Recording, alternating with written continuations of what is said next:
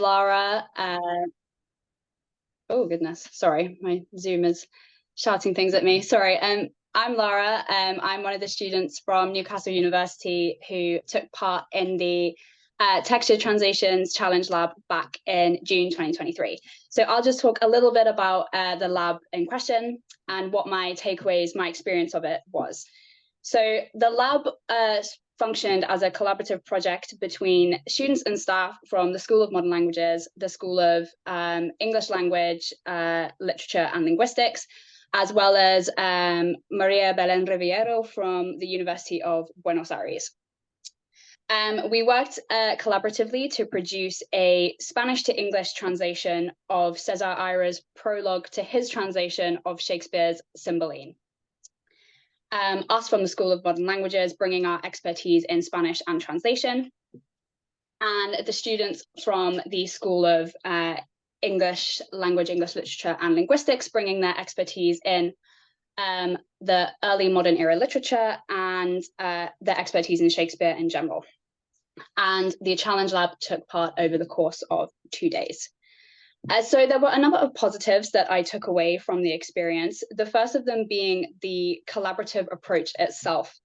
I certainly felt that as translators, the work that we produced was of much higher quality because we were able to have this live feed, this live update and exchange of ideas from the students from English as we were producing the work. So as we were translating, we were kind of able to keep editing, to keep thinking, to keep having new perceptions added to our work as we were actually doing it, rather than having to have had taken a lot of time researching that ourselves. Moreover, working alongside English was very engaging. It was interesting to be able to gain insight into another side of the work. And yes, we did spend a great deal of time translating, but we also spent a great deal of time discussing the play, discussing the context, discussing Shakespeare, and Cesar Aira in general, but also discussing why we were interested in the project personally, why we were interested in our subject areas personally, and how that overlapped. So what this interdisciplinary approach culminated in was overall an exchange of ideas, but a productive exchange by the end of which we had produced something. And I did see the Challenge Lab as work. Of course, it was work. We were being paid to partake in it, but it was a model of work which felt fruitful. It was a model where we, as workers, were able to gain input in the form of new knowledge and new ideas, as well as being there for the sake of producing an output, which was our target text in this case. In essence, I viewed the Challenge Lab as an overall positive experience, and as a way of instilling the joy back into the idea of working, or the idea of having to produce a result within an allotted time. Because of course we were working, but we were also learning and gaining something. In terms of things that I perhaps thought didn't work quite as well in the experience, there's not very many. We were only there for 2 days. Perhaps the only thing was that because it was a hybrid project, most of us were in the room, but Maria from the University of Buenos Aires was participating via a Zoom call. So it was a little bit more challenging to have this flow of ideas working between us in the room and her projected onto the wall. But simply just because of the logistics of having that hybrid environment. And also because of the differences in our subject areas, because we were all very interested in our different perspectives on the work, it was quite easy for our discussions to become quite lengthy. It was quite easy to get sidetracked and move away from the task at hand, which I suppose you could view as an issue in productivity, but you could also view it as a testament to the fact that we were all interested in what we were doing. We were all engaged. We all felt that we had a reason to be there, which went above and beyond the simple need to produce a result. So overall, the experience was something that I really enjoyed. It was something that I gained something from, both in practical translation experience, work experience, but also in the form of insight into a new subject area or insight into aspects of the source text, aspects of my work, which I wouldn't have otherwise had the opportunity to have uncovered or the time to have looked into. So working together, working collaboratively with English, uncovered a previously unseen side of the translation work we were doing, which wouldn't have been available to me without their input. So overall, I think the challenge lab that we did was an overall productive experience, but it was also beneficial, and I felt that I gained something from it. Thank you. Thank you, Laura. So I think Laura's given a brilliant kind of overview of what we did. I'm just going to approach it from a broader sense now and think about it a little bit in terms of how and why we put it together, and the significance of that for us within the disciplines in which we're kind of based and beyond that. The photo that's on the screen at the moment is brilliant because it kind of it's just a snapshot of almost everybody who was involved in the day. But the idea behind this challenge lab, which we called textured translations, was a very much came about collaboratively and kind of almost mirrors that collaborative method of working that the challenge lab represents in itself. So as Jenny introduced us, I'm a lecturer in Spanish and Translation Studies, and Philippa's in Latin American Studies. And as Laura introduced, Maria Belen, who is an Argentinian scholar working on a particular author. Maria, who was absolutely key to the entire challenge lab as well, and to the entire project that we did. Maria was working with us in the School of Modern Languages as a virtual visiting research fellow, doing this project on the reception, the kind of the international reception and circulation of this Argentinian author's work. And key to that is the idea of translation, obviously, because of the work circulating beyond the originating culture. As part of her program of activities that she was working on in the school, we wanted to do something with translation. We wanted to do a translation workshop. And as we were discussing that with Philippa, we were kind of looking at how we could use this the Challenge Lab model as a way of expanding and going beyond, kind of taking it in a different direction, beyond kind of just a translation in itself. Which is when we brought in another one of our colleagues from the School of Modern Languages, Frances Jones, who is sat at the very end, kind of against the wall there on the screen. Frances Jones was a professor of translation studies, also in Newcastle in the School of Modern Languages, and also a poetry translator. And he developed a model of collaborative poetry translation, which he called poet trios. And essentially what his model did was bring two poets from two different language contexts together, neither of whom spoke the language of the other, and explored how they could translate each other's poetry, but with the aid of what he called a language expert, who would be the kind of the linguistic bridge between them. The language expert would be the one that kind of negotiated between them to enable them to be able to translate each other's poetry and kind of explore that process in itself. So we were very much inspired by this idea, and wanted to take it and kind of turn it into something of our own, which is where we got the idea of having language experts working with subject experts to come together to produce a translation, which is where the textured translation challenge lab in itself came from. The reason that translation works so ideally for this model is that translation itself is inherently interdisciplinary.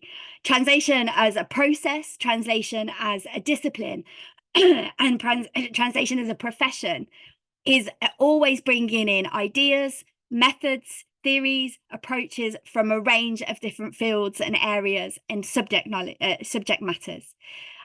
So it's in itself, it's that translation is interdisciplinary, but at the same time, within interdisciplinarity, translation is also inherent. When we talk about interdisciplinarity, we talk about bringing ideas and approaches from different disciplines over into another, reimagining them within a different context and making them make sense within a different for somebody else or within a different perspective. And if we call that by a different name, we call that translation. So what interdisciplinarity is doing almost is translating between disciplines, is mediating within disciplines and making sense. So those two things sit really brilliantly together.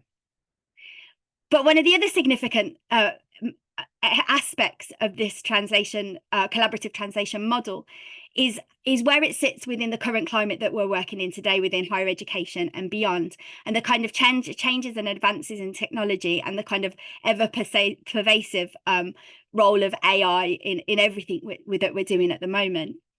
As a trainer and an educator of the kind of future generation of translators, one of the most frequent questions that I get asked, and one of the frequent questions that arises, is it actually worth the pay? Is it worth studying translation anymore today? Are we actually going to have translators? Are translators going to be needed, or are they going to be redundant from now on, when we have the technology that enables us to do so much, when AI can do everything that a translator would do, that I can speak into my mobile phone and my words are immediately translated into whichever language I choose? What the Challenge Labs, and particularly this collaborative translation model, does is put the emphasis and highlight the importance of human input, the benefit of human input and human interaction. And I think this is in two ways. So first of all, as Lara very clearly highlighted, we did have a product at the end of it, and that product was absolutely the better for this collaborative way of working. The discussions that took place, the way that we all worked together, meant that we came up with a final translation that had nuances and insights that AI would never, ever be able to replicate. But on top of that, it's actually the process itself. It's this process of collaborative working and interdisciplinary working, which again, Philippa has mentioned and talked about in her introduction, but also Lara's also mentioned. It's the actual process itself which bring the benefits to everybody. So kind of within these discussions and we're sharing ideas, what we're doing is allowing students to be empowered. We're allowing students to bring the knowledge with them, to feel like they are the experts in the subject matter they do that.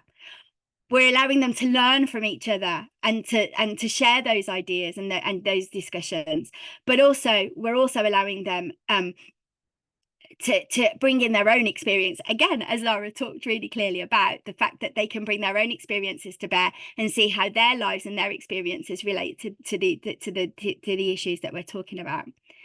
So it's the process itself, this interdisciplinary process, which is so important and brings up so many ideas. And one of the key things, I mean, kind of giving you an example of where the Challenge Lab, in this sense, as a piece of research at the same time, works so particularly well. And although we were working towards a finished product, that how this process kind of worked, that the second, we did two translation Challenge Labs, and the second one we did in particular, Philip has mentioned it a little bit, through the discussions that we had, through the ideas that were shared, through those kind of life experiences that people brought, it opened up brand new fields of research, brand new fields of inquiry that were not there when we started. They weren't at the forefront of what we were trying to do, but they arose organically from the discussions that happened. And so what we're doing by doing this process is opening a whole new world of possibilities in terms of research and inquiry that can be taken forward. I think we've raised lots and lots of different points and different issues that we could go into in far more detail, but I'm going to stop there and hand back over to Jenny. Thank you. Thank you very much. Thank you very much. And thank you. We're all back together again. We didn't start recording early enough, so we missed. Unfortunately, we missed what Philippa had to say. But there is a question in the chat, which I think, instead of me asking my question straight away, I'd like for us to address that. But just so, Philippa, I'm going to ask you in a minute, Philippa, if you can answer that question from Catherine Brown, please define a Challenge Lab, and just take people through the nuts and bolts of how it gets set up. But before you do that, I just wanted to sort of re-emphasize some of the key messages that were coming across, both from you and Jenny, about this being a method of learning that is really is non-hierarchical. That something you said, which is very important to me, is that everybody's a student. So you have staff and students alongside each other. And I just wonder whether you've, just to give you an opportunity to repeat now for the recording any of those strap lines, those key ideas about why it matters so much. And then I'm going to ask you about the practical nuts and bolts. Right. Yeah, look, it's a key question. What the Challenge Lab? I'm trying to do it in a bit more of a kind of inductive way, because that's the way we've developed the sort of pattern of learning, and it's not the idea of, well, a challenge lab is this and we're going to kind of impose it on a set of kind of curricular demands or co-curricular in this sense. But essentially it's very simple. It's a coming together of a group of scholars or any member of the university, and some of our external partners, who come together around a shared challenge, and that challenge can be anything but it can't be addressed by a single sort of disciplinary approach. It has to be illuminated from various different angles, and those methods, it's a discussion about how do we make those approaches work together. So it's an exercise, as Jenny said, in methodological translation. And we come together in the spirit of not, well, I'm an expert in this and this is what I can bring to the table, but actually this is what my training teaches me not to notice or not to pay attention to. And it's in that spirit that we create a much less kind of hierarchical and a much more open discussion about how we can address the challenge. So they're very flexible, they're dynamic. Each challenge lab has had a very different structure. Some of them have been, 2 afternoons, all working together in one room. Some of them have been hybrid. Some of them have been sort of regular meetings over, several months. So there's really not, it really is an organic kind of bottom-up approach to developing a way of working that is very much led by the younger members of the team, if that makes sense. Would it be fair to say, Philippa, that there's a topic that needs to be addressed, and that it's not like a free-for-all? You don't. So no, I should it's explain. a challenge. It's a shared challenge. So the challenge runs through, it runs through the institute. So we might address Ben's question in a minute. And it as I remember, you would advertise, invite participants, but it is a kind of structured learning. So it's not just people getting around a table having a chat. There's do you want to talk a bit about, say, maybe one of the other ones, working with the chemists, for example, how it was structured? Yeah.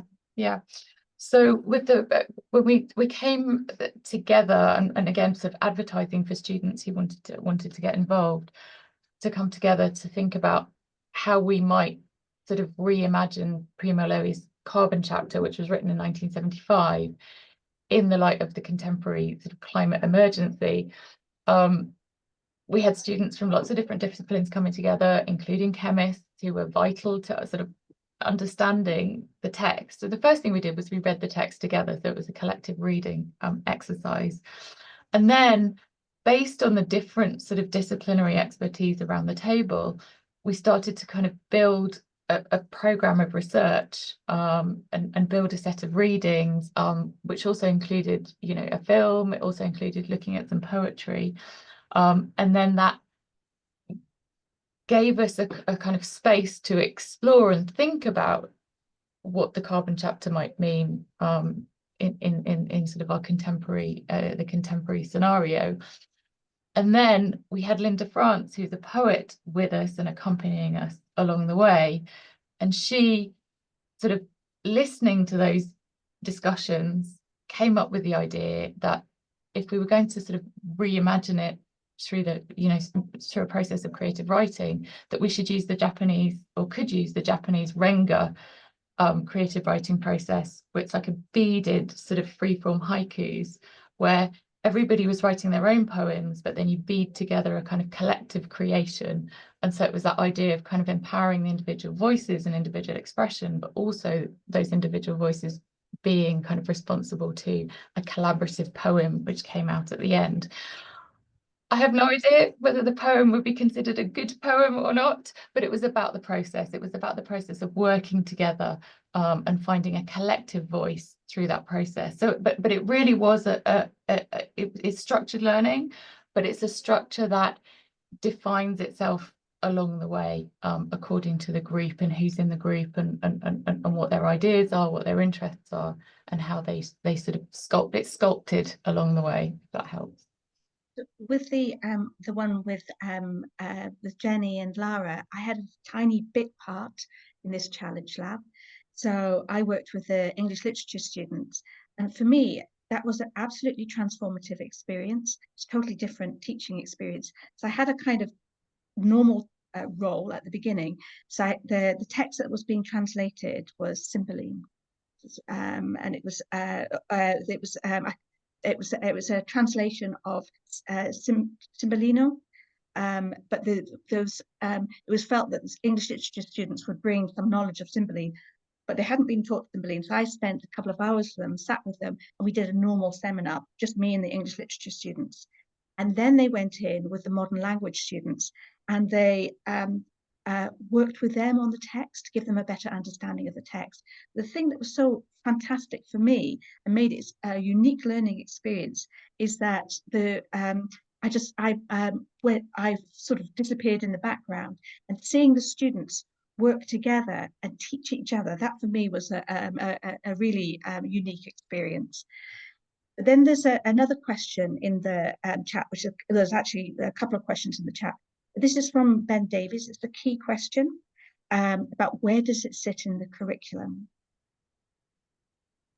So at the moment it's co-curricular, and that's how we've sort of tested and tried and piloted different formats. There's one, I mean, the one big question is what would happen to this kind of model of learning if it did become curricular? Because at the moment it's a low risk space. There aren't grades, you know, resting on it at the end, which takes a lot of the pressure off and sort of frees up that you know, the exploratory process. So I think it's a question, maybe it's something that Lara, actually you'd be in a better position to answer, I think, is what do you think would happen if this kind of model did become part of the curriculum and where it might fit?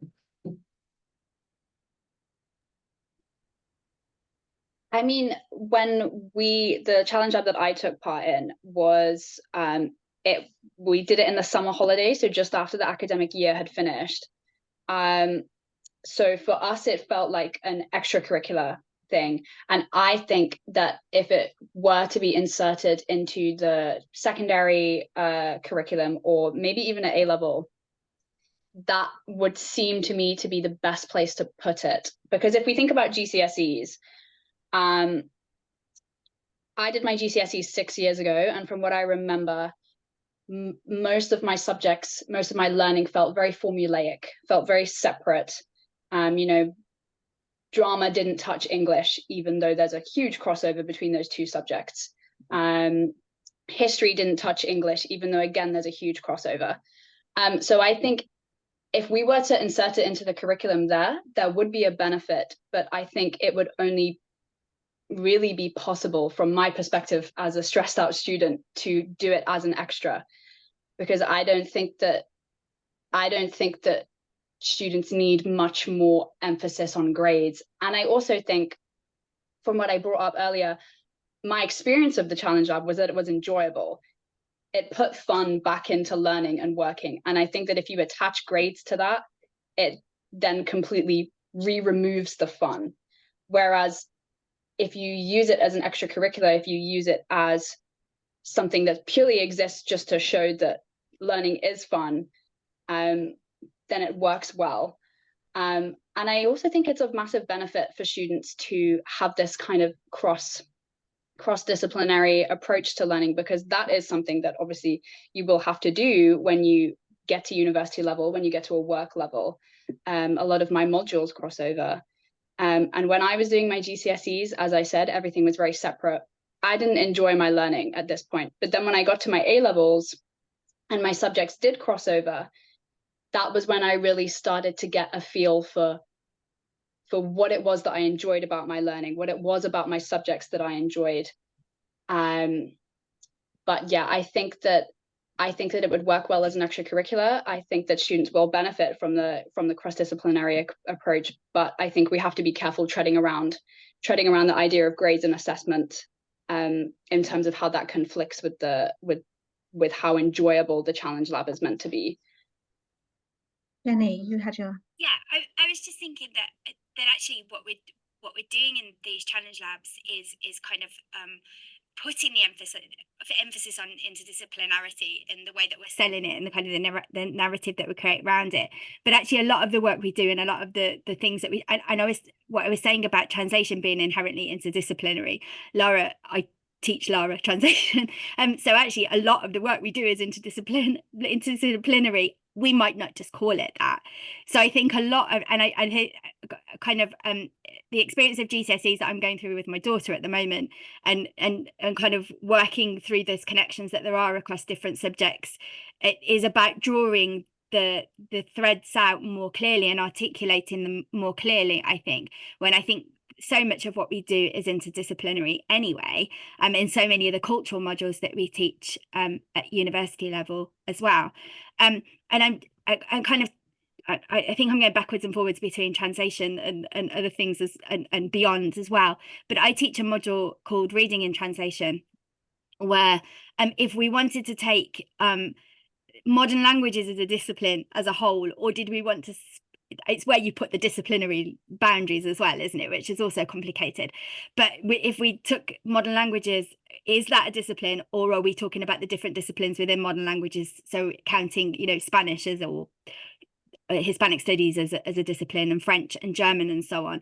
And actually within my my reading and translation classes, where we read in translation and we kind of problematize the questions of reading and translation, and whether that be the circulation of literature or the way that, you know, the power balances in the international circulation of literature and things like that.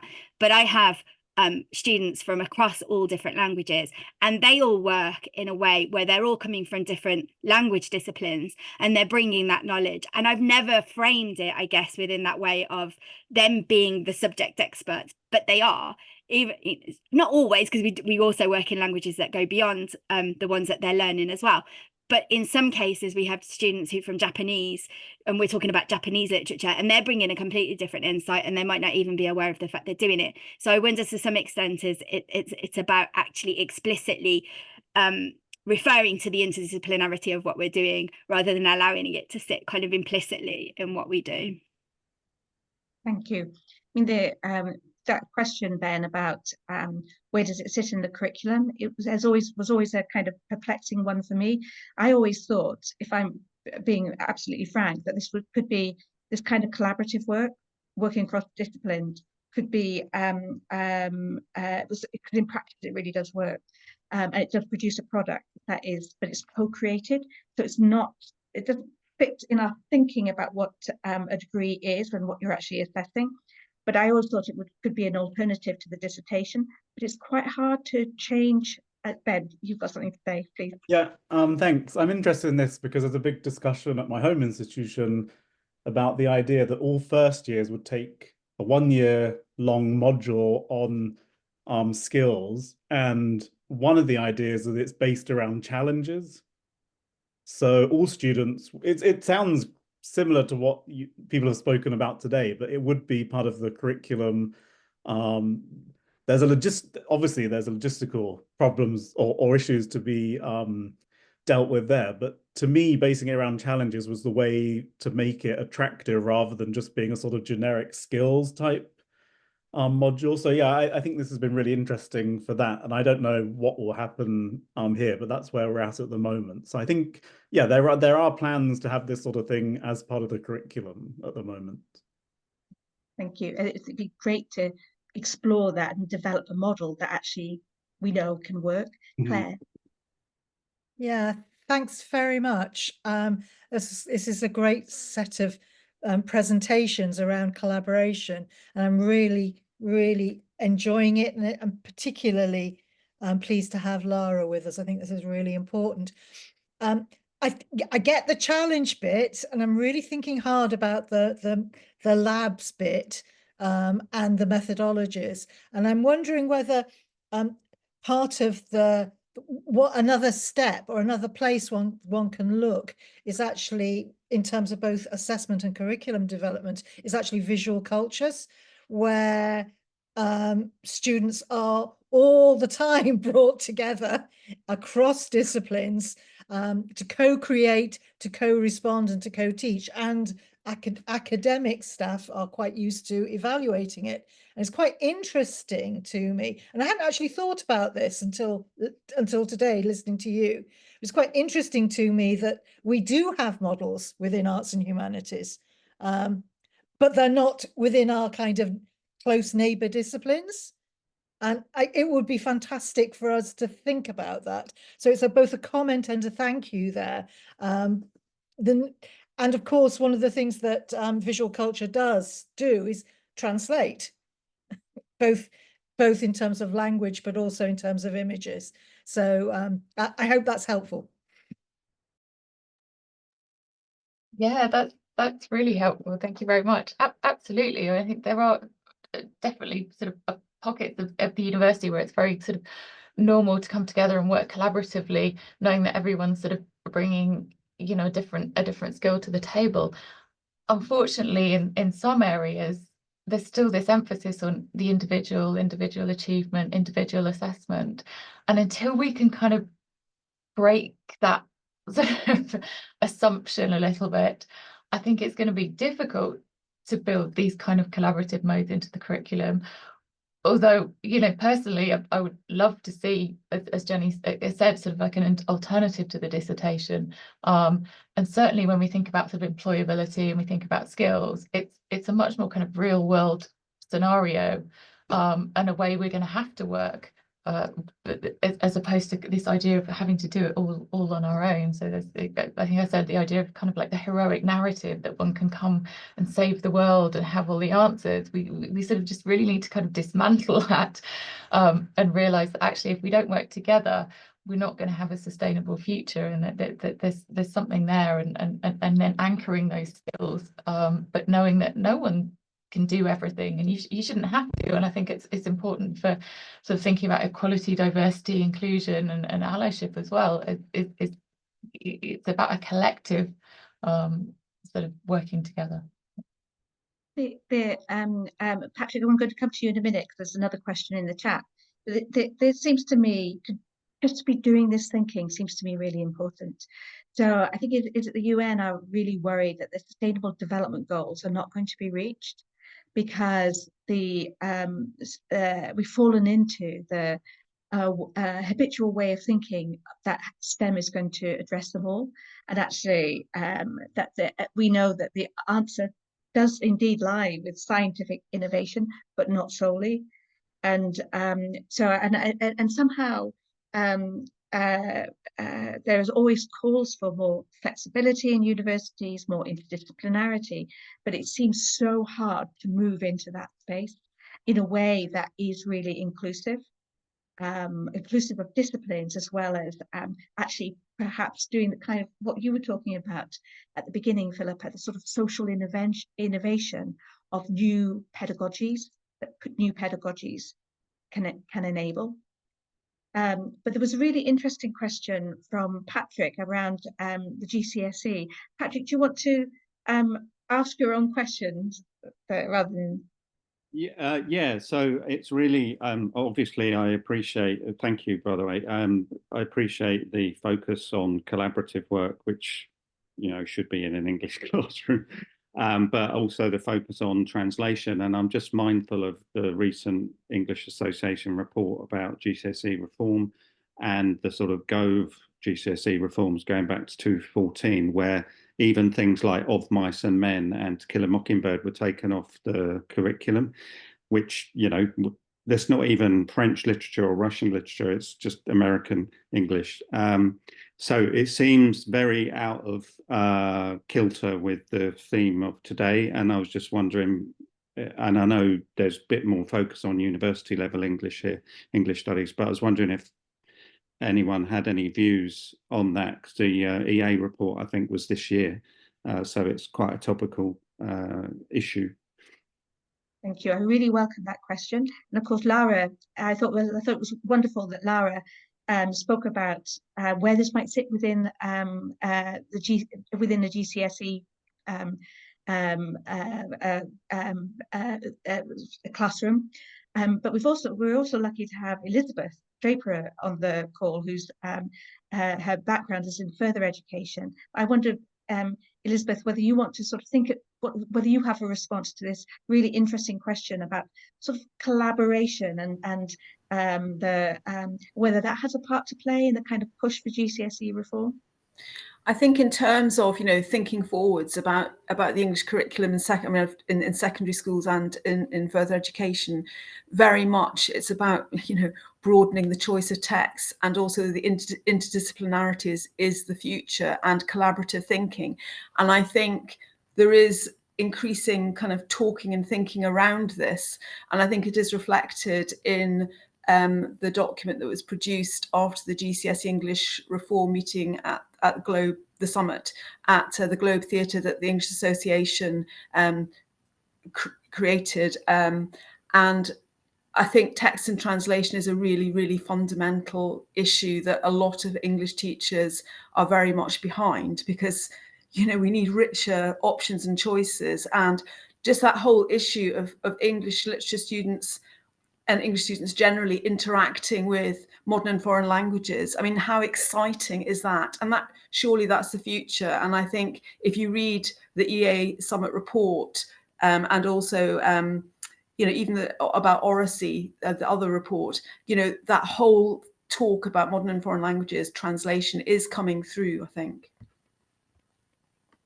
Patrick, I don't know whether you were at the GCSE reform event at the Globe, but for me, that I would now describe that as one huge challenge lab, because all we were doing, we had the challenge of GCSE in front of us, and how it could look differently, and be more be more fun, and be more engaging, be more relevant, and we were eliciting views, and then there was a kind of a product at the end, which is a summary of those views that boiled down to a list of recommendations. So it is another collaborative method that involves facilitation, listening, and negotiation with each other, which is what this challenge lab that we've been hearing about today is all about too. I wasn't there, but I wish I was, and obviously I will look out for similar events in future, and enjoyed reading the report that followed, hence the question. Thank you very much. So thank you, and we look forward to seeing you at the next one. I did have some questions, but actually your questions are much more interesting. So yes, so yes, so Catherine Brown says, could someone please post a link to the report, to the GCSE reform? And I wonder, Elizabeth, are you able to do? Oh, it's already. Yeah, that was amazing. That was very quick. You should all know that I'm a huge fan of the Challenge Lab idea that colleagues in modern languages have developed. And I also see this as a kind of way of helping us think about our relationship as a discipline, English literature, language, linguistics, and creative writing, to modern languages. And hopefully at some point in the future, we'll open up that topic as well. But can I ask if there are any other thoughts or reflections, questions? We've had quite a wide-ranging discussion, from GCSE to the ethics of care and mutual learning, and all sorts. Okay, so this has been a really inspiring conversation for me. I think we have reached the end of our considerations right now, but there will be things that we want to do, pick up ideas we want to follow through. Elizabeth, shall I hand back to you now? Yes, okay. Thank you very much, everybody. I apologise, there was a slight glitch at the beginning, so the first few minutes of the recording didn't happen, but hopefully we've compensated for that and people have carried on watching the recording. Thank you very much to the speakers, Dr. Philippa Page, Dr. Jennifer Arnold, Lara Kelland, and our own chair of the English Association, Professor Jennifer Richards. I'd like to invite you to check out the English Association events, of which there are many, and I've just put the link in the chat, because there's plenty of other events forthcoming, and indeed other Thinking Forwards events, different themes, but there are many over the next 12 months. So very many thanks to everyone, and I'll stop the recording now. Just give me a moment.